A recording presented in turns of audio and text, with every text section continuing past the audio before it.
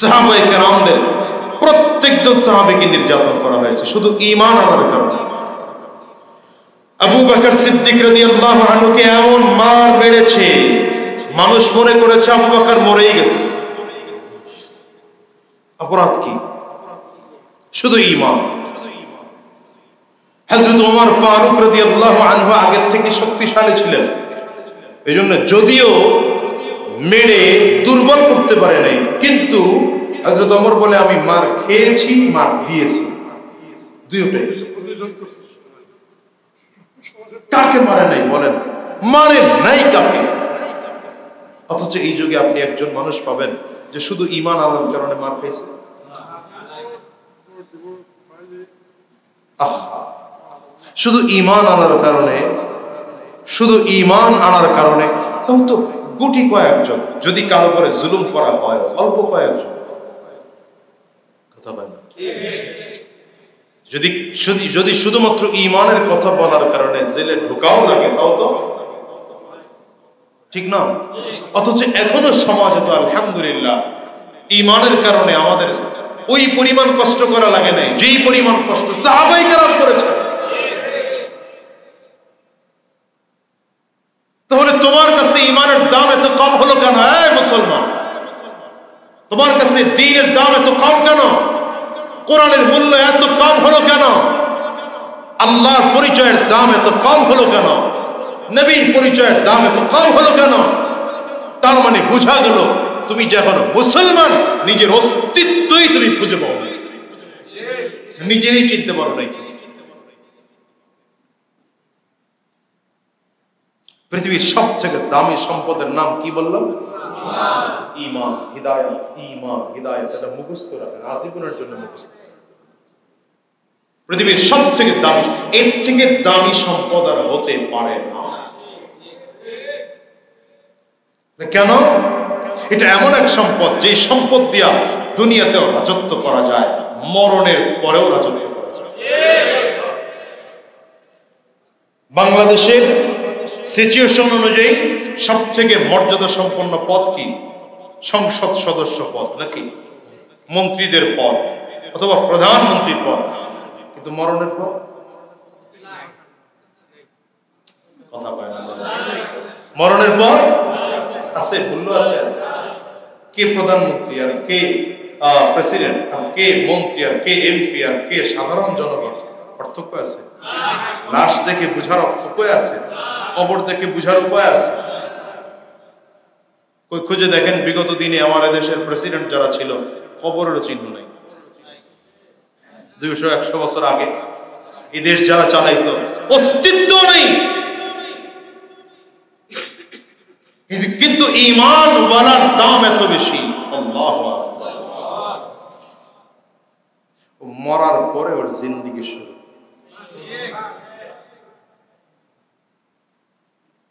মরণের পরে ঈমান ওয়ালার জিন্দেগি শুরু। এই জন্য ভাই রবের কাছে হিদায়াত চান, দিলটাকে ঈমানের জন্য প্রস্তুত করেন। আজীবন তো দুনিয়া কামাইয়ের পেছনে মেহনত করলাম, সারাটা জীবনই নষ্ট করলাম দুনিয়া কামাইয়ের জন্য। ঘুম থেকে উঠে ঘুমাইতে যাওয়ার আগ পর্যন্ত মাঝখানের 12, 14, 15, 16, 20 ঘন্টা টোটাল জীবনটারে নষ্টই করলাম দুনিয়ার পিছনে। অথচ দুনিয়া শেষ পরিণাম হলো আপনাকে দুনিয়া পার করে দেবে, দুনিয়া অন্য কারো হবে। আরে দুনিয়া তো স্ত্রীর মতো। আপনার স্ত্রী আজকে যত আপন হোক, আপনি আজ মরে গেলে কাল যদি সে বয়স কম হয় আরেকজনকে বিয়ে করে নেয়, স্বাভাবিক। দুনিয়া কামায়া কি করেছেন বলেন? 5,000 কোটি টাকা, 20,000 কোটি টাকা ব্যাংকে রাখছেন, ফায়দা হলো কি আপনার খবরে? মরণের পরে ফায়দা হলো কি আপনার? মরণের আগেও তো ফায়দা হয়নি, পারে নাই আপনাকে বাঁচাইতে, পারে নাই সম্পদ আপনাকে সুস্থ রাখতে, সম্পদ আপনাকে রোগ মুক্ত রাখতে পারে নাই। কথা বল না কেন?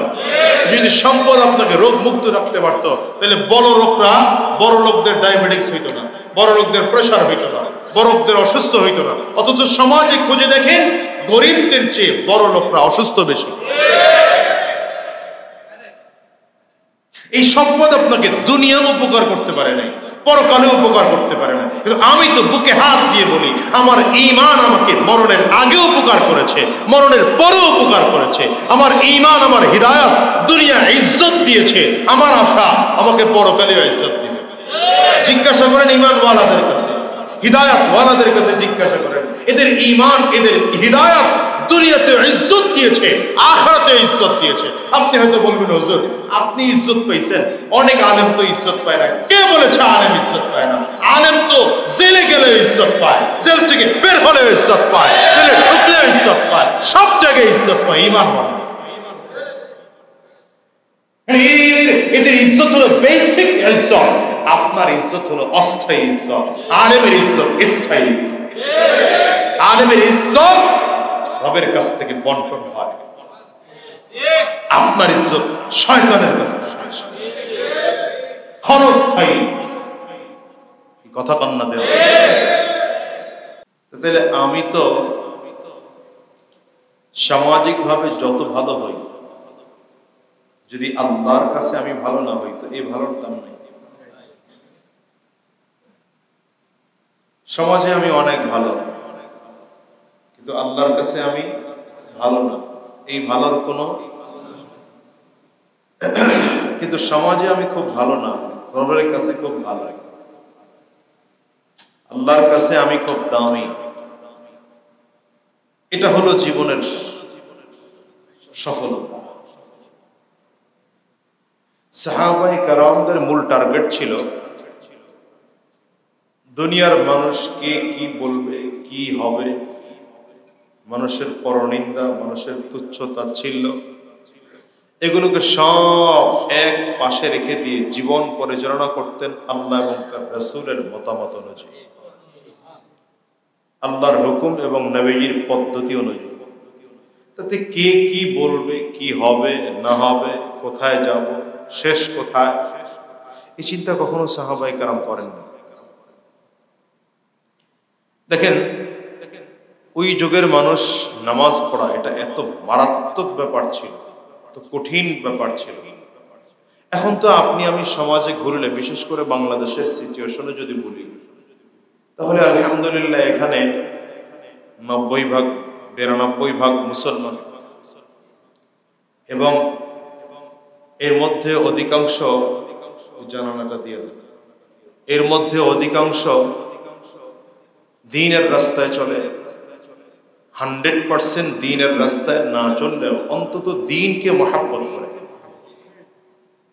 দেখেন আপনি নামাজ পড়ার কারণে আপনি কোন ষড়যন্ত্রের শিকার হচ্ছেন না, আপনার উপরে কোনো জুলুম করা হচ্ছে না। নামাজ পড়ার কারণে আপনার উপরে কি করা হইতেছে না। তো সেই যুগটাতে এমন এক যুগ, যেই যুগে নামাজ, শুধুমাত্র নামাজের অপরাধে সাধারণ সাহাবী তো বহুত পরে নবীর উপরে হামলা করা হয়েছে। কার উপরে? সরওয়ারে দু আলমের উপরে হামলা করা হয়েছে, আমার আপনার নবীর উপরে হামলা করা হয়েছে। ওরা অপেক্ষায় থাকতো দূর থেকে মুহাম্মদ সাল্লাল্লাহু আলাইহি ওয়াসাল্লাম কখন সাজদায় যাবেন। নবীজি সাজদায় যাওয়ার সাথে সাথে উটের পচা নারী ভুঁড়িগুলোকে আইনা নবীজির মাথার উপরে দিয়ে দিত। এমন একদিন দুই দিন না, বহুদিন হয়েছে।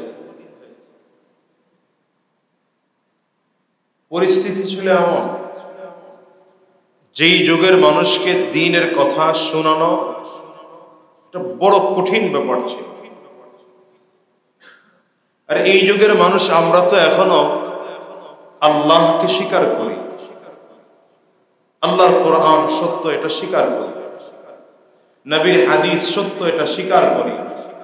আর ওই যুগের মানুষ তো ডাইরেক্ট নবীর মুখের উপরে দাঁড়িয়ে বলতো তুমি মিথ্যা বলো। আমার নবী কি বলতো? মিথ্যাবাদী। কেউ বলতো জাদুকর, কেউ বলতো গণক, কেউ বলতো কবি। এই যুগে তো আলহামদুলিল্লাহ হয় না, এটা খুব কম।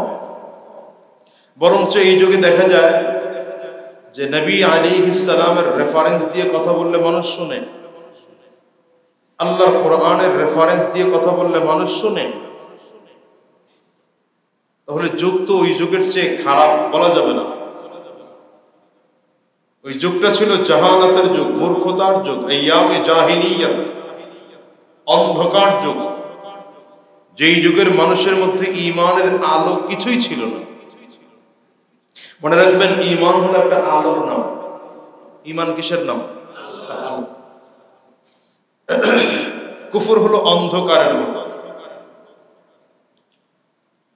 নেক হলো আলো, গুনাহ হলো অন্ধকার। কেন অন্ধকার? রাসূলুল্লাহ সাল্লাল্লাহু আলাইহি ওয়াসাল্লাম বলেন, ইযা আযনাবাল আবদু নুকিতাত ফি কলবিহি নুকতাতান সাউদা। বান্দা যখন নেকের কাজ করে, গুনাহের কাজ করে, তো বান্দা গুনাহের কাজ করার সাথে সাথে বান্দার অন্তরের মধ্যে কালো দাগ পড়ে যায়। দিলের মধ্যে কি পড়ে যায়? কালো দাগ পড়ে যায়। এবং গুনাহের মাত্রা যত বাড়তে থাকে, কালো দাগের মাত্রা তত বাড়তে থাকে। এই একমাত্র কালো দাগ পরিষ্কার করার মূল যন্ত্র হলো আল্লাহ পাকের জিকির। যেই বান্দা যত বেশি জিকির করে, যেই বান্দার জবানে আল্লাহর নাম যত বেশি, সেই বান্দার দিল তত সাফ, তত পরিষ্কার।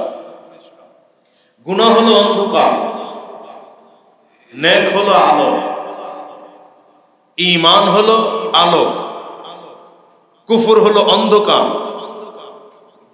কাফির আর মুশরিকরা তো অন্ধকারের মধ্যে ডুবেছিল। আপনি খুব ভালো করে খেয়াল করেন, আপনি এখানে যদি অন্ধকারের মধ্যে থাকেন, 2 কিলোমিটার দূরে যদি আপনার আলো থাকে, তো এই অন্ধকার থেকে বের হয়ে আলো পর্যন্ত পৌঁছতে বহুত সময় লাগে। বুঝে না কোথায়? আপনি এমন এক অন্ধকারের জায়গায় আছেন যে আপনার থেকে অন্তত 1 কিলো 2 কিলো দূরে কি আলো। হয়তো আপনি দেখতেছেন যে বহু দূর গেলে আমি আলো পাবো। এই যে এখানে আপনি অন্ধকারের মধ্যে আছেন, এখান থেকে বের হয়ে ওই পর্যন্ত যাওয়া আপনার কাছে কষ্টকর। তো এরা তো কুফরের মধ্যে এমন ভাবে ডুবেছিল যে ঈমানের আলো খুঁজে পাওয়াটাও বড় মুশকিল। আলোটা যে কোথায় আছে খুঁজেই তো তারা পায় না, কারণ কুফরের অন্ধকার দিয়ে ঢাকা। বুঝতেছেন না মনে হয়? আপনি এখানে আছেন, 2 হাত দূরে আপনার আলো, এটা সহজ। ওই আলোর ছোঁয়া আপনার কাছে আসতেছে। আপনি এখানে আছেন, 5 হাত দূরে আপনার আলো, এই আলোর ছোঁয়া আপনার কাছে আসতেছে, যাওয়া সহজ। 10 হাত দূরে আপনার আলো, যাওয়া সহজ। কিন্তু আলোটা যদি 1 কিলোমিটার দূরে হয়, সময় লাগবে কিনা? আল্লাহ না করুক এর মধ্যে যদি মাঝখানে আরেকটা ওয়াল পড়ে যায়, তবে আলো দেখাই সম্ভব না। যত কাছে হোক আলো, এই জন্যই তো আবু জাহাল নবীর উপরে কালিমা পড়তে পারে। খুব কাছে, ধরে নেন পাশের ফ্ল্যাট, আপনার পাশের ফ্ল্যাটে বিশাল আলো আছে, আপনার ঘরে কারেন্ট নাই, হয় কিনা? আপনার কারেন্টের ওয়্যারিং এর ঝামেলা হয়েছে, আপনার পাশের বাসা ঠিক আছে, তো ওখানে আলোর অভাব নাই, কিন্তু আপনার দরজা বন্ধ করে দেওয়ার সাথে সাথে টোটাল ঘর অন্ধকার। এমন অন্ধকার যে এখানে আলো পাওয়া মুশকিল। এখন আপনি রুমের মধ্যে কিছু দেখতেছেন, যদিও আবু জাহালের বাড়ি নবীর খুব কাছে, সব থেকে কাছে ছিল আমার নবীর বাড়ি আবু জাহালের বাড়িতে, অথচ আবু জাহাল ঈমানের আলো খুঁজে পায়নি। কেন? মাঝখানে ওয়াল পড়তেছে।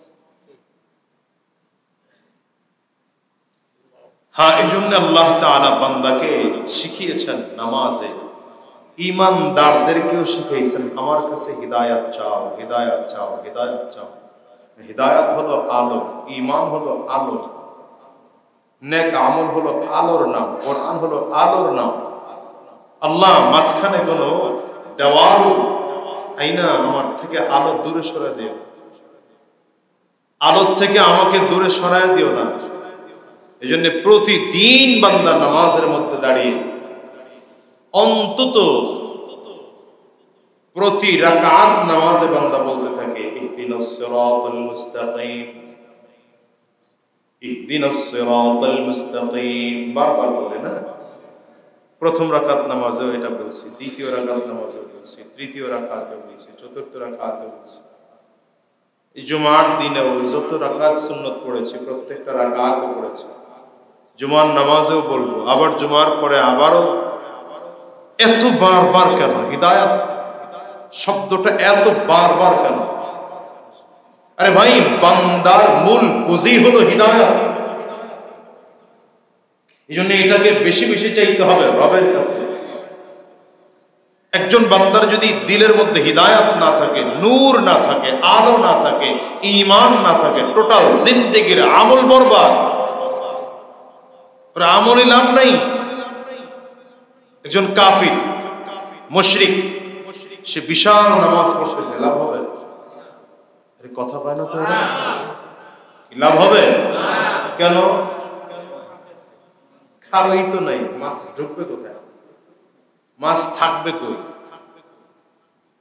মাছ ধরতে গেছে কিনিয়া, কি কয় আপনাদের দেশে? বুঝে না, কিছু বুঝে না। এরা কোন যুগে এরা জন্ম নিয়েছে আল্লাহ বুঝে। মাছ যে ধরতে হয় এটা জানে এই দেশের এই নতুন প্রজন্ম তো জানেই না। আমাদের দেশের নতুন প্রজন্ম তো জানেই না। সেদিন আমার বাড়ির পাশে এক ছেলে, ছোট বাচ্চা, ও ঢাকায় থাকে বাবার সাথে মায়ের সাথে, ঈদের বন্ধে বাড়িতে গেছে। তো গ্রামের খালের মধ্যে মাছ থাকে না, তো একজন নামছে, যে কি বলে এটা, আমাদের দেশে বলে হলো টেরা, এটা নিয়ে নামছে মাছ। তো ছেলে বলে আব্বু এটা কি খুঁজতেছে, ছোট বাচ্চা। তো তার বাপ বলতেছে মাছ খুঁজতেছে, কিন্তু মাছ এখানে থাকে, এত দূর থেকে ঢাকায় যায় মাছ। মানে ও জানেই না যে মাছ থাকে কোথায়। এটা হলে নতুন প্রজন্মের অবস্থা।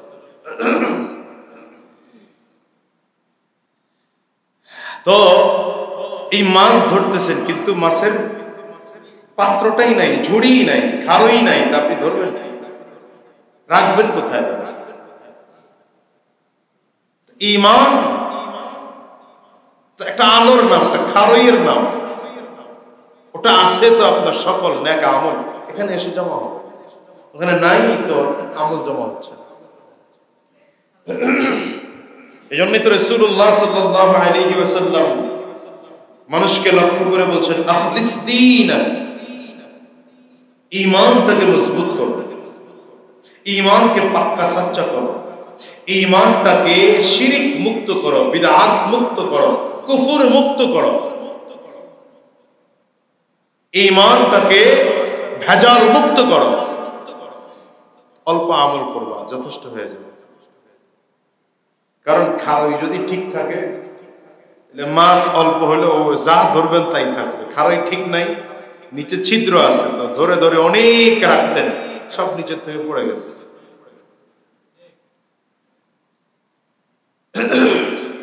আমাদের এই যুগের মানুষের সব থেকে বড় সমস্যা হলো এটা, আমরা এখনো ঈমানকে মজবুত করতে পারি। আমাদের মধ্যে আল্লাহর পরিচয় নাই, আমাদের মধ্যে নবীর পরিচয় নেই, কোরআন সম্পর্কে স্বচ্ছ ধারণা আমাদের নাই। এটা হলো সব থেকে মারাত্মক বিপদের কারণ। আল্লাহর পরিচয় জানে না এই দেশের মানুষ, খালি নাম শুনে আল্লাহ আল্লাহ, কি পরিচয় কি আল্লাহ, ক্ষমতা কি আল্লাহ, পরিচয় কতটুকু আমার মধ্যে আছে, পূর্ণাঙ্গ পরিচয় আছে আল্লাহ? শুধু নাম শুনে নবী মুহাম্মদুর রাসূলুল্লাহ, পূর্ণাঙ্গ পরিচয় নেই নবী সম্পর্কে। শুধু নাম শুনে কোরআন, তো কোরআনের ব্যাপারে পরিপূর্ণ ধারণা নাই। এটা আমাদের সমাজের সব থেকে বিপদের কারণ। এই সমাজ সব থেকে বিপদে আছে এই জায়গায় যে রব সম্পর্কে ধারণা নাই। ধারণা হবে কি করে? একজন মানুষকে প্রাথমিক বিদ্যালয় থেকে লেখাপড়া করিয়ে মাধ্যমিক, উচ্চ মাধ্যমিক, কলেজ, ইউনিভার্সিটি, একদম 8 থেকেও আরো উপরে যান, হ্যাঁ, ইউনিভার্সিটি লেভেল থেকে আরো উপরে যান, কিন্তু লাভ কি? এ মানুষটা নামাজের, এ মানুষটা ঈমানের প্রশিক্ষণই পায় নাই, আল্লাহর পরিচয় পায় নাই, নবীর পরিচয় পায় নাই, কোরআনের পরিচয় পায় নাই, ধর্মের পরিচয় পায় নাই। শিখলো কিসে বলেন? কথা বুঝতেছেন আমাদের? কেউ কথা বুঝতে, হ্যাঁ, শিখলো কি একটা মানুষ? অনেক বড় ডাক্তার, বিশাল বড় ইঞ্জিনিয়ার, অ্যাডভোকেট, হ্যাঁ, অনেক কিছু আপনি শিখলেন কি যদি আপনার মধ্যে রবের পরিচয় নাই? যদি আপনার আমার মধ্যে নবীর পরিচয়ই নেই, মুসলমান কিসের? এই মুসলমান দিয়া এদেশে ইসলাম কায়েমের স্বপ্ন দেখাটাও তো বোকামি। এটা তো হলো ওই যে সংখ্যা, পরিসংখ্যানের দিক থেকে আমরা মুসলমান, পরিসংখ্যানের দিক থেকে আমরা কোয়ান্টিটিতে মুসলমান হিসেবে আমাদের নাম রাখা হয়েছে, জনসংখ্যায় মুসলমান। আদমশুমারি, গণশুমারিতে আমাদের মুসলমান নাম আসছে। যদি আমরা নিজেকে মুসলমান দাবি করতে হয়, প্রতিটা মানুষের প্রথম পরিচয় দিলের মধ্যে থাকা উচিত আল্লাহ, দ্বিতীয় নম্বর নবীর পরিচয় থাকা উচিত, 3 নম্বর কোরআন সম্পর্কে স্বচ্ছ ধারণা থাকতে হবে, 4 নম্বর ইসলাম ধর্ম সম্পর্কে স্বচ্ছ ধারণা থাকতে হবে। নাই তো এগুলো, এই প্রশিক্ষণই নেই। আর আমাদের দেশে সেন্ট্রালি এই প্রশিক্ষণের ব্যবস্থাও নাই। আনঅফিসিয়াল কিছু কিছু জায়গায় প্রশিক্ষণ হয়, যেমন এই জুমার দিনে। আচ্ছা, আমি আপনাদেরকে প্রশ্ন করি, হিদায়াতের কথা আল্লাহ তাআলা নামাজের প্রতি রাকাতে কেন বললেন? এমন হতে পারতো না যে সূরা ফাতিহায় যে কোনো সময় একবার 1 রাকাতে পড়লেই হবে? এটা তো কথা হয় না, দেখা যায় বুঝে না, আলোচনা বুঝার লোক। এতদিন পর্যন্ত আমি আমার আলোচনা বুঝার শ্রোতাই বানাইতে পারিনি। প্রশ্ন করছেন কখনো যে এতবার কেন পড়ে?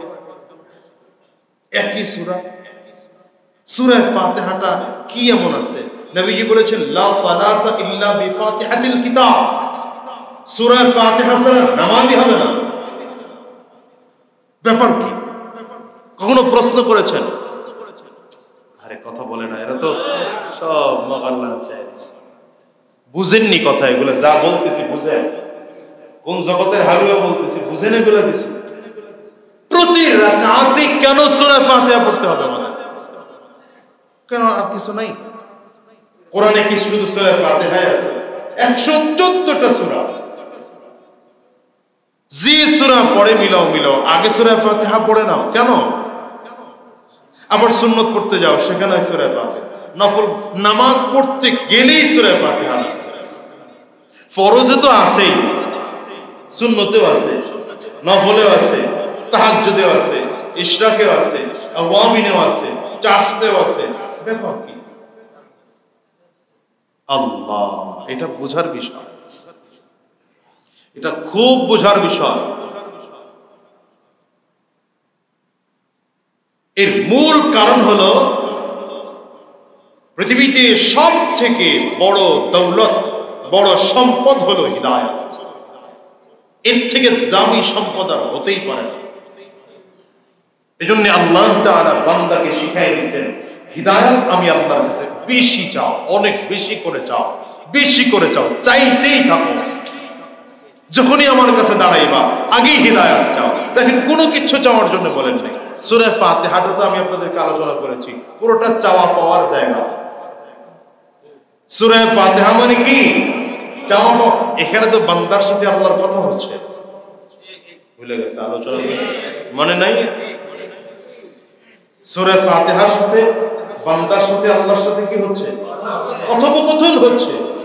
এজন্য রাসূল আরবি সাল্লাল্লাহু আলাইহি ওয়াসাল্লাম বর্ণনা করেন আল্লাহ পাকের হাদিসে কুদসি আল্লাহ তাআলা বলেন কসসমতুস সালাতা বাইনি ওয়া বাইনা আবদি নিসফাইন আমি আমার মাঝে আর বান্দার মাঝে নামাজকে সমান করে দুইটা ভাগ করে দিলাম সুবহানাল্লাহ ইযা ক্বালা আল আবদু আলহামদুলিল্লাহি রাব্বিল আলামিন বান্দা নামাজে দাঁড়িয়ে আলহামদুলিল্লাহি রাব্বিল আলামিন বলেন রব জবাব দিচ্ছেন হামিদানি আবদি আমার বান্দা আমার প্রশংসা করল সুবহানাল্লাহ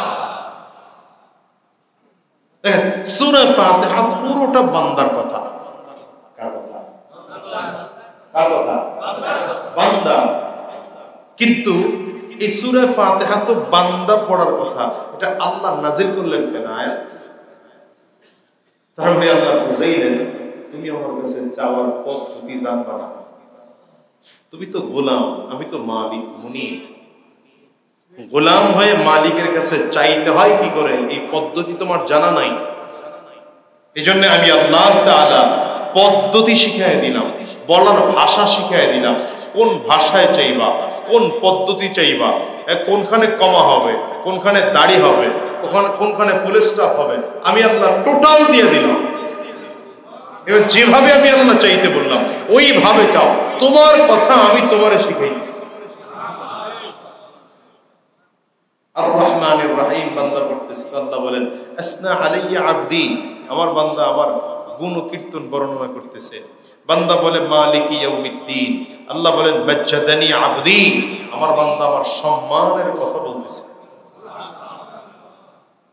বান্দা বলেন ইয়াকা না'বুদু ওয়া ইয়াকা নাস্তাঈন আল্লাহ কয় এটা বান্দা নিজের জন্য কিছু চাইছে কিছু আমার জন্য চাইছে বান্দা নিজের জন্য যা চাইছে আমি আল্লাহ দিয়ে দিছি সুবহানাল্লাহ দেখেন এই পর্যন্ত আল্লাহর প্রশংসা হাম সানা এগুলো ছিল ঠিক না কথা বলেন এই জন্য দেখবেন ছেলে মেয়েরা বাবার কাছ থেকে টাকা পয়সা লাগলে খুব খাতির বাজায় ঘুরতে যাবে পিকনিকে যাবে বাপের কাছে বলতে না পারলো মায়ের কাছে এসে খুব খাতির লাগায় হ্যাঁ টিফিন একটু বাঁচায় আই না মারে কয় মা এটা তোমার লেগে খুব মহব্বত করে আনছি আসলে মহব্বত করে আনি ওর কিছুদিন পরে 1000 টাকা লাগবে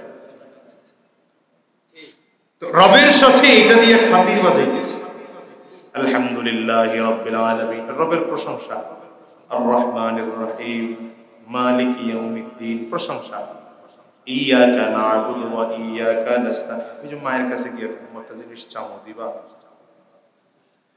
আগে চায় নাই আগে কি কয় চাও দিবা তুমি আমারে ভালোবাসো মা কি বলবে তুই আমার একমাত্র সন্তান তোরে ভালোবাসো না তো কারে ভালোবাসো তাহলে যা চামো দিবা তো আগে রেডি করায় নিতেছে মায়ের তো মা তো বুঝে ফেলেছে ঠিক আছে চাবি সব দেব তাহলে 2000 টাকা দাও আল্লাহর কাছে এখন বান্দা দাঁড়িয়ে বলে আল্লাহ তোমার কাছে সাহায্য চাই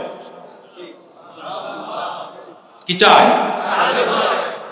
ইয়াকা না'বুদু আল্লাহ তোমারই গোলামি করি ওয়া ইয়াকা নাস্তাঈন তোমার কাছে সাহায্য চাই এখন আল্লাহর কাছে সাহায্য এই বাড়ির জন্য দোয়া করা এটা আল্লাহর কাছে সাহায্য চাওয়া না গাড়ির জন্য দোয়া করা আল্লাহর কাছে সাহায্য চাওয়া না শরীর সুস্থতার জন্য দোয়া করা আল্লাহর কাছে সাহায্য চাওয়া না অথচ সাহায্য চাই বইলেই পরের আয়াতে কয় ইহদিনাস সিরাতাল মুস্তাকিম হিদায়াত চাইতেছে কি চাইতেছে অন্য আর কিচ্ছু চাইলো না আল্লাহ তো এমনও বলতে পারতেন যে ইহদিনাস সিরাতাল মুস্তাকিম বইলা মাঝে মাঝে একটু নিজের গুলোও চাবি মাঝে মাঝে বাড়ির দোয়া করতে পারস মাঝে মাঝে গাড়ির দোয়া করতে পারস মাঝে মাঝে সুন্দরী নারীর দোয়া করতে পারস মাঝে মাঝে নিজের সুস্থ রাখার দোয়া করতে পারস মাঝে মাঝে ব্যবসা বাণিজ্যের দোয়া করিস আল্লাহ বলছেন এটা নামাজই তো হবে না সূরা ফাতিহা পড়তে হলে প্রতি রাকাত নামাজেই দাঁড়িয়ে বলতে হবে ইহদিনাস সিরাতাল মুস্তাকিম পড়েন না ইহদিনাস সিরাতাল মুস্তাকিম সিরাতাল লাযীনা আন'আমতা আলাইহিম গায়রিল মাগদুবি আলাইহিম ওয়ালাদ-দাল্লিন কতখানি চাওয়া এখানে ছোট্ট আলহামদুলিল্লাহি রাব্বিল আলামিন আর রহমানির রহিম মালিকি ইয়াউমিদ্দিন। 7 আয়াতের মাত্র 3 আয়াত পর্যন্ত আল্লাহর প্রশংসা। এরপর থেকে যে শুরু হয়েছে পুরোটা চাওয়া, ইয়াকা না'বুদু ওয়া ইয়াকা নাস্তাইন চাওয়া, ইহদিনাস সিরাতাল মুস্তাকিম চাওয়া, সিরাতাল লাযীনা আন'আমতা আলাইহিম চাওয়া, গায়রিল মাগদুবি আলাইহিম চাওয়া, আমিন বলি ওটাও চাওয়া। এতখানি চাইতেছি, প্রশংসা করলাম কতটুকু, কিন্তু এই চাওয়ার মধ্যে দুনিয়ার কিচ্ছু নেই। টাকা পয়সা, ধান দৌলত, ব্যবসা বাণিজ্য, সম্মান ইজ্জত কিচ্ছু চাইলাম না, ডাইরেক্ট চাইলাম। যতবার চাইতেছি ততবার আল্লাহর কাছে চাইতেছি, আল্লাহ হিদায়াত দাও, হিদায়াত দাও, হিদায়াত দাও, হিদায়াত দাও। ফজরে চাইছি, জোহরে চাইছি, আসরে, মাগরিবে, ইশায়, ওই তাহাজ্জুদে, আওয়াবিনে, ইশরাকে, চারতে নামাজ যখন পড়ি তখনই বলি আল্লাহ হিদায়াত দাও। এত চাইতেছি কেন? আল্লাহ বুঝাইলেন, আরে মূল পুঁজি তো তোর এইটা, এটা আছে তো সব ঠিক আছে, এই জন্য আগে মূল পুঁজি ঠিক কর। আগে কি ঠিক কর? লাভের দরকার নাই, আগে পুঁজি ঠিক রাখ, চালান ঠিক রাখ। লাভের দরকার নেই, আগে চালান ঠিক রাখ। এটা তো মূল পুঁজি, ঈমান, হিদায়াত। এই জন্য আল্লাহ তাআলা বান্দাকে এটা বারবার শিখাইছেন, বারবার শিখাইছেন। 24 ঘন্টা এটা পড়তে বলেছেন, বারবার নামাজ পড়লেই এটা পড়ো। কেন? বান্দা যেন এটা বুঝে যে আমার জীবনের সবথেকে গুরুত্বপূর্ণ চ্যাপ্টার হলো হিদায়াত, আমার জীবনের সবথেকে গুরুত্বপূর্ণ চ্যাপ্টার হলো ঈমান। আমার ঈমান যদি মজবুত হয়ে যায়, হিদায়াতের রাস্তা যদি আমি পেয়ে যাই, গোটা পৃথিবীতে আর কোনো কিছু না পাইলাম। আমাদের কাছে তো দিন আসছে বাপ আর দাদার প্রত্যেক সূত্রে, এই জন্য এটার দাম কম। সাহাবায়ে কেরামদের মতো যদি কষ্ট করে দিন অর্জন করা লাগতো, জীবন শেষ হয়ে যেত, ঈমান ছাড়ত না। বিলালের দিকে তাকিয়ে দেখেন না, আয় মুসলমান, হযরত বিলালের দিকে তাকিয়ে দেখেন না, ঈমানের দাম কি? আপনারা জানেন হযরত বিলালকে শুধু অপরাধ কি? অপরাধ তো এতটুকু যে আল্লাহকে রব বলে স্বীকার করেছে, নবী মুহাম্মদুর রাসূলুল্লাহকে নবী বলে মানছে। অপরাধ তো এই, আর তো কোনো অপরাধ নেই। আরে কথা বলে না, সমাজে বিশৃঙ্খলা করে নাই, সন্ত্রাসী করে নাই, ঝামেলা করে নাই, ভেজাল করে নাই, কারোর সাথে শত্রুতা করে নাই। শুধু এতটুকু অপরাধের কারণে হযরত বিলালের হাত পা এরকম খুঁটির মধ্যে বাঁধা হতো, ঘরের খুঁটির মধ্যে বাঁধা হতো, চৌকাটের মধ্যে বাঁধিয়ে পিটানো হতো। ঈমান ছাড়, শুধু বলা হতো এটা ঈমান ছাড়। আর হযরত বিলাল শুধু জবান থেকে উচ্চারণ করতেন আল্লাহু আহাদ। না, ঈমান ছাড়ে না। যখন দেখে ঈমান ছাড়ে না, মরুভূমিতে নিয়ে গেছে, মরুভূমির তপ্ত বালুর মধ্যে চিৎ করে শোয়ায় রেখা, বুকের উপরে পাথর দিয়ে চাপা দিয়ে দিয়েছে। অপরাধ কি? অপরাধ তো নাই, সমাজে বিশৃঙ্খলা করে নেই, কোনো অপরাধের সাথে জড়িত না, অথচ এই ছোট্ট অপরাধ বাহানাও করে তো বলতে পারতেন যে ঠিক আছে ঈমান ছেড়ে দিলাম। হযরত বিলালের কথা, জীবন দেব, ঈমান দেব। মরুভূমিতে নিয়ে কি শেষ করছে? না, মরুভূমিতে নিয়ে শেষ করে নেই, পিঠের নিচে পাহাড় থেকে ছোট ছোট পাথর গুলাইনা জ্বালায়া আংটা বানায়া জমিনের মধ্যে বিছাইয়া হযরত বিলালকে তার উপরে চিৎ করে শোয়া দিল। শাস্তির মাত্রা বুঝতেছেন? হাত আর পায়ের মধ্যে পাথর দিয়া চাপ দিয়া, বুকের থেকে কাপড় গুলো সরায়া, ঘোড়া তাড়ানোর চাবুক দিয়া বাড়ি যেত। একটা বাড়ির কারণে চামড়া ফেটে রক্ত বের হতো হযরত বিলালের। কি অপরাধ? কোনো অপরাধ তো নেই, শুধু ঈমান, এটাই অপরাধ তার। অথচ হযরত বিলাল এত পরিমাণ নির্যাতন চোখ বুঝে মুখ বুঝে সহ্য করেছেন, ঈমান ছাড়েন নাই। কেন? ঈমানের মজা পাইছেন। হযরত বিলাল জানেন আমার শরীরের থেকেও আমার ঈমানের দাম বেশি। আমার শরীরের চামড়ার থেকেও ঈমানের দাম বেশি, শরীরের রক্তের চেয়ে ঈমানের দাম বেশি, কণ্ঠের আওয়াজের থেকে ঈমানের দাম বেশি, গোটা শরীরের চেয়ে ঈমানের দাম বেশি।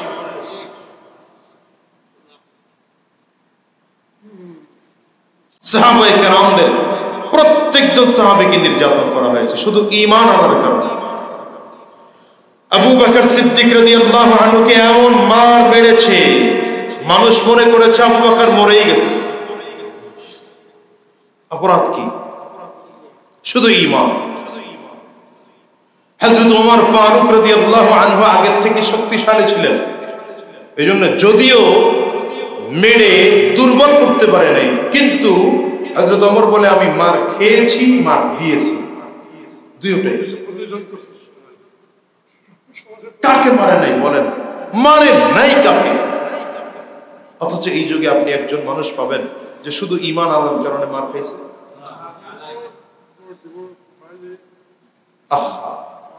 শুধু ঈমান আনার কারণে, শুধু ঈমান আনার কারণে, তাও তো গুটি কয়েকজন, যদি কারো উপরে জুলুম করা হয় অল্প কয়েকজন, কথা বলে না, যদি শুধুমাত্র ঈমানের কথা বলার কারণে জেলে ঢোকাও লাগে তাও তো ঠিক না। অথচ এখনো সমাজে তো আলহামদুলিল্লাহ ঈমানের কারণে আমাদের ওই পরিমাণ কষ্ট করা লাগে নাই যেই পরিমাণ কষ্ট সাহাবায়ে কেরাম করেছে। তাহলে তোমার কাছে ঈমানের দাম এত কম হলো কেন? এই মুসলমান, তোমার কাছে দ্বীনের দাম এত কম কেন? কোরআনের মূল্য এত কম হলো কেন? আল্লাহর পরিচয়ের দাম এত কম হলো কেন? নবীর পরিচয়ের দাম এত কম হলো কেন? তার মানে বোঝা গেল তুমি যখন মুসলমান নিজের অস্তিত্বই তুমি খুঁজে পাও না, নিজেরই চিনতে পারো নাই। পৃথিবীর সব থেকে দামি সম্পদের নাম কি বললাম? ঈমান, হিদায়াত। ঈমান, হিদায়াত, এটা মুখস্থ রাখেন, আজীবনের জন্য মুখস্থ। পৃথিবীর সব থেকে দামি, এর থেকে দামি সম্পদ আর হতে পারে না। কেন? এটা এমন এক সম্পদ যে সম্পদ দিয়া দুনিয়াতেও রাজত্ব করা যায়, মরণের পরেও রাজত্ব করা যায়। বাংলাদেশের সিচুয়েশন অনুযায়ী সব থেকে মর্যাদা সম্পন্ন পদ কি? সংসদ সদস্য পদ, নাকি মন্ত্রীদের পদ অথবা প্রধানমন্ত্রীর পদ। কিন্তু মরণের পর কথা পায় না।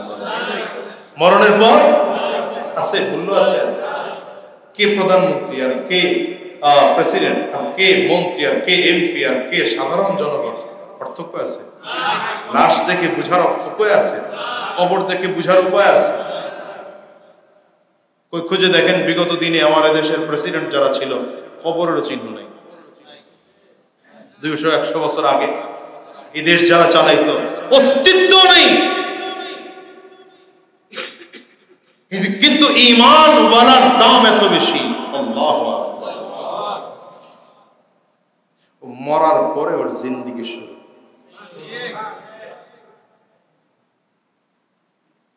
মরণের পরে ঈমান ওয়ালার জিন্দেগি শুরু। এই জন্য ভাই রবের কাছে হিদায়াত চান, দিলটাকে ঈমানের জন্য প্রস্তুত করেন। আজীবন তো দুনিয়া কামাইয়ের পেছনে মেহনত করলাম, সারাটা জীবনই নষ্ট করলাম দুনিয়া কামাইয়ের জন্য। ঘুম থেকে উঠে ঘুমাইতে যাওয়ার আগ পর্যন্ত মাঝখানের 12, 14, 15, 16, 20 ঘন্টা টোটাল জীবনটারে নষ্টই করলাম দুনিয়ার পিছনে। অথচ দুনিয়া শেষ পরিণাম হলো আপনাকে দুনিয়া পার করে দেবে, দুনিয়া অন্য কারো হবে। আরে দুনিয়া তো স্ত্রীর মতো। আপনার স্ত্রী আজকে যত আপন হোক, আপনি আজ মরে গেলে কাল যদি সে বয়স কম হয় আরেকজনকে বিয়ে করে নেয়, স্বাভাবিক। দুনিয়া কামায়া কি করেছেন বলেন? 5,000 কোটি টাকা, 20,000 কোটি টাকা ব্যাংকে রাখছেন, ফায়দা হলো কি আপনার কবরে? মরণের পরে ফায়দা হলো কি আপনার?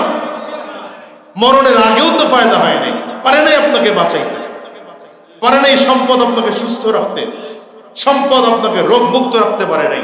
কথা বল না কেন? যদি সম্পদ আপনাকে রোগ মুক্ত রাখতে পারতো, তাহলে বড় লোকদের ডায়াবেটিস হইতো না, বড় লোকদের প্রেশার হইতো না, বড় লোকদের অসুস্থ হইতো না। অথচ সমাজে খুঁজে দেখেন, গরিবদের চেয়ে বড় লোকরা অসুস্থ বেশি। এই সম্পদ আপনাকে দুনিয়া উপকার করতে পারে নাই, পরকালে উপকার করতে পারে না। কিন্তু আমি তো বুকে হাত দিয়ে বলি, আমার ঈমান আমাকে মরণের আগে উপকার করেছে, মরণের পরে উপকার করেছে। আমার ঈমান, আমার হিদায়াত দুনিয়া ইজ্জত দিয়েছে, আমার আশা আমাকে পরকালেও ইজ্জত দিবে। জিজ্ঞাসা করেন ঈমানওয়ালাদের কাছে, হিদায়াতওয়ালাদের কাছে জিজ্ঞাসা করেন, এদের ঈমান, এদের হিদায়াত দুনিয়াতে ইজ্জত দিয়েছে, আখিরাতে ইজ্জত দিয়েছে। আপনি হয়তো বলবেন, হুজুর আপনি ইজ্জত পাইছেন, অনেক আলেম তো ইজ্জত পায় না। কে বলেছে আলেম ইজ্জত পায় না? আলেম তো জেলে গেলে ইজ্জত পায়, জেল থেকে বের হলে ইজ্জত পায়, জেলে ঢুকলে ইজ্জত পায়, সব জায়গায় ইজ্জত পায় ঈমানওয়ালা। এদের ইজ্জত হলো বেসিক ইজ্জত, আপনার ইজ্জত হলো অস্থায়ী ইজ্জত। আলেমের ইজ্জত স্থায়ী ইজ্জত। আলেমের ইজ্জত রবের কাছ থেকে বন্টন হয়, আপনার ইজ্জত শয়তানের কাছ থেকে ক্ষণস্থায়ী। কথা কন্যা দেওয়া, কারণ যে যত বড় ক্ষমতাওয়ালা হোক, একটা বয়সের পরে গিয়া তার ক্ষমতা তার থেকে চলে যায়। বৃদ্ধ বয়সে তাকে জিজ্ঞাসা করার কেউ থাকে না। আর খুঁজে দেখি আলেমদের অবস্থা এমন, ঈমানওয়ালাদের অবস্থা এমন, মৃত্যুর সময় কথা বলতে পারে না, ব্রেন ঠিক নাই, অথচ হাজারো মানুষ তাদের জন্য দোয়া করে, তাদের পাশে গিয়ে দাঁড়ায়, তাদের কাছে যায়। শেখুল হাদিস আল্লামা আজিজুল হক রাহমাতুল্লাহ আলাইহি মৃত্যুর আগে ব্রেন ঠিক ছিল না, কথাবার্তা এলোমেলো হয়ে যেত, হাজারো মানুষ তার কাছে যেত। আল্লামা আহমদ শফি মরণের আগে অসুস্থ হয়ে পড়েছেন, কথা বলতে পারেন না, লাইফ সাপোর্টে হাজারো মানুষের দোয়া পেয়েছেন। এদেশের কয়জনকে পাবেন যে ক্ষমতায় ছিল, মরণের আগে তার খোঁজ দিছে? কেন বুঝে না মুসলমান? ঈমান এটা পৃথিবীর সব থেকে দামি দৌলত, হিদায়াত এটা পৃথিবীর সব থেকে দামি দৌলত। এটা এমন এক দৌলত, এ দিয়ে মরণের আগেও রাজত্ব করা যায়, মরণের পরেও রাজত্ব করা যায়। কোরআন দিয়ে মরণের আগেও রাজত্ব করা যায়, মরণের পরেও রাজত্ব করা যায়। সম্পদের রাজত্ব বেশি দিন থাকে না, ক্ষমতার রাজত্ব বেশি দিন থাকে না, সম্মানের রাজত্ব বেশি দিন থাকে না, এগুলো ক্ষণস্থায়ী। ঈমানের রাজত্ব আজীবন থাকে। এজন্য মেহনত করতে হলে ঈমানের মেহনত করো। এই মুসলমান ভাই, মেহনত করতে হলে ঈমানের মেহনত করো, মেহনত করতে হলে হিদায়াতের মেহনত করো। কলিজায় কোনো কিছু ঢুকাইতে হলে ঈমান ঢুকাও, হিদায়াত ঢুকাও, দ্বীন ঢুকাও, সব বাদ থাকবে না কোনো কিছু। দুনিয়ার সব বাদ দেন, দুনিয়া অটোমেটিক আসবে। দুনিয়া কথা কয় না, দুনিয়া। বাংলাদেশের সব থেকে বেশি হেলিকপ্টারে চড়েছেন আল্লামা আহমদ শফি। সংসদে তাকে নিয়ে কথা হয়েছে, এই হুজুর মানুষ এত টাকা পায় কই? এই সংসদে কথা উঠেছে, এত টাকা হুজুর পায় কই? তো হুজুর বলছে, হেলিকপ্টার আমার কাছে রিকশার মতো। কেন? আমার খরচ হয় না। যারা আমার মহাব্বত করে নিতে চায়, তারা যখন দেখে যে আমি অসুস্থ, গাড়িতে যেতে পারি না, তখন তারা নেওয়ার জন্য হেলিকপ্টার পাঠায়। তো মাসের 30 দিন যদি 30টা হেলিকপ্টার একজন মানুষ উঠে, তার কাছে তো রিক্সার মতো। আপনিও তো রিক্সায় 30 দিন উঠেন না। সম্মান এটা ঈমানের কারণে। আরে পৃথিবীতে আজ পর্যন্ত ইতিহাস দেখান তো, আমার নবীর কবরের মতো ইজ্জতওয়ালা কবর কোনটা আছে? আবু বকরের মতো ইজ্জতওয়ালা কবর পৃথিবীতে কোনটা আছে? আমাকে দেখান তো। ওমরের মতো ইজ্জতওয়ালা কবর কোনটা আছে? দেখান আমাকে। ইমাম বুখারীর মতো ইজ্জতওয়ালা কবর কোনটা আছে পৃথিবীতে? তো এগুলো বুঝেন না কেন? 1450 বছর আগে নবীজি বিদায় হয়েছেন, আজও নবীজির কবর রওজার সামনে দাঁড়াইলে মনে হয় যেন এই নবী একটু আগে ইন্তেকাল করেছেন। এখনো নবীজি জিন্দা আছেন, এটা অনুভব করা যায়। কেন বুঝে না মুসলমান? হ্যাঁ, এই জন্য বলছি আমাদের দেশে মূল কারণ ঈমান নিয়ে কথা নাই, ঈমান নিয়ে কথা নাই, হিদায়াত নিয়ে কথা নাই। আমাদের দেশের কাফির আর মুশরিকদের একটা চক্রান্ত আর ষড়যন্ত্র হলো 24টা ঘন্টা দুনিয়ার মধ্যে মানুষকে ডুবায় রাখা। খালি দুনিয়া, খালি দুনিয়া, খালি দুনিয়া, ব্যবসা বাণিজ্য, টাকা পয়সা, ধন সম্পত্তি, এগুলো নিয়ে আলোচনা হবে, ঈমানের আলোচনা হবে না, হিদায়াতের আলোচনা হবে না। অথচ আল্লাহ শিখাইছেন নামাজের প্রতি সময় হিদায়াতের আলোচনা। এই আলোচনা যত বাড়বে মানুষের মধ্যে ঈমানের স্পিড তত বাড়বে, দ্বীনের স্পিড তত বাড়বে। এই জন্য বলেছি এখন যা ঈমানের কথা হচ্ছে সব আনঅফিসিয়াল। এই মসজিদে জুমার দিন একদিন আলোচনা হচ্ছে, তো 7 দিনের মধ্যে মাত্র তাও 1 ঘন্টা পুরা না, এই একটা বাজলেই মুসল্লিরা খালি ঘড়ির দিকে তাকায়, কথা বলে গেল সময় বেশি হয়ে যেতেছে, আরো কমানো দরকার আলোচনা। একটু সময় বেশি হইলে আবার হুজুর আরো কমায় দিয়ে। কতক্ষণ শুনলেন ঈমানের আলোচনা বলেন? 7 দিনের মধ্যে মাত্র এতটুকু। এরপরে ওয়াজ মাহফিল হয়, কয়জন যাই আমরা? জামাতে তাবলীগের মেহনত হয়, কয়জন মেহনত করি? হক্কানি পীর মাশায়েখদের খানকায় ঈমান ও হিদায়াতের মেহনত হয়, কয়জন যাই? তো আলোচনা আসবে কোত্থেকে? 24 ঘন্টা তো দুনিয়া নিয়ে আলোচনা, সন্তানের সাথেও দুনিয়া নিয়ে কথা, পরিবারের সাথে দুনিয়া নিয়ে কথা, বাবা মায়ের সাথেও দুনিয়া নিয়ে কথা, বন্ধুদের সাথেও দুনিয়া নিয়ে কথা। ঈমান নিয়ে কথা নাই তো, হিদায়াত নিয়ে কথা নাই তো। যদি পরিবেশ তৈরি করেন, ঘরটাকে এমন বানান যে সন্তানের সাথে হিদায়াতের কথা বলা যায়, ঈমানের সাথে কথা বলা যায়। বউকেও এমন বানান, স্ত্রীকে এমন বানান যে স্ত্রীর সাথে স্ত্রীর চেহারার দিকে তাকাইলো দ্বীনের কথা মনে পড়ে, হিদায়াতের কথা মনে পড়ে, দুনিয়ার কথা না। কথা কয় না কেন? কিসের কথা মনে পড়ে? হিদায়াতের কথা মনে পড়ে। নিজের পরিবারকে এমন ভাবে বানান যে ঈমানের কথা মনে পড়ে। 24 ঘন্টা দরকার। দেখেন নাই, রাষ্ট্রীয়ভাবে ঈমানের প্রশিক্ষণ দেওয়ার কোনো সুযোগ নাই, আছে? কোথায় দেওয়া হয়? ওই মসজিদে অল্প কিছু মানুষকে, ওই মাদ্রাসায় অল্প কিছু মানুষকে, এরপরে কি বলে ওই হক্কানি পীর মাশায়েখদের খানকায় অল্প কিছু মানুষকে, জামাতে তাবলীগের অল্প কিছু মানুষকে। বাকি মানুষগুলো সব গোমরাহ হয়ে যাচ্ছে, বাকি মানুষগুলো দুনিয়ামুখী হয়ে যাচ্ছে, বাকি মানুষগুলো ঈমান হারা, দ্বীন হারা হয়ে যাচ্ছে। আপনি বলেন আমাদের এই মসজিদে এই মহল্লার কয়জন আসছে? পার্সেন্টেজ কত? পার্সেন্টেজ কত? আপনারা না হিদায়াতের কথা শুনতেছেন, শুনলে বুঝছেনই বা কয়জন? আমার এতক্ষণ আলোচনার মূল থিওরি কি দিলাম, বুঝছেন কয়জন? আফসোস, আফসোস।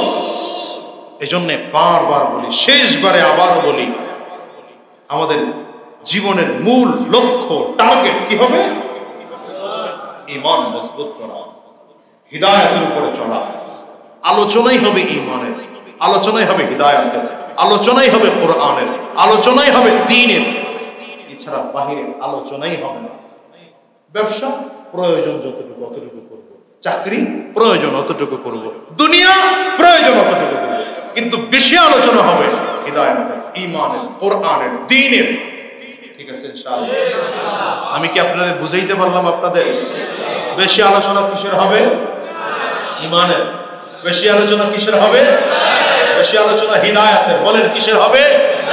বেশি আলোচনা হবে কোরআনের। কিসের আলোচনা হবে? ঈমানের, হিদায়াতের, কোরআনের, আল্লাহ রাসূলের, দ্বীনের।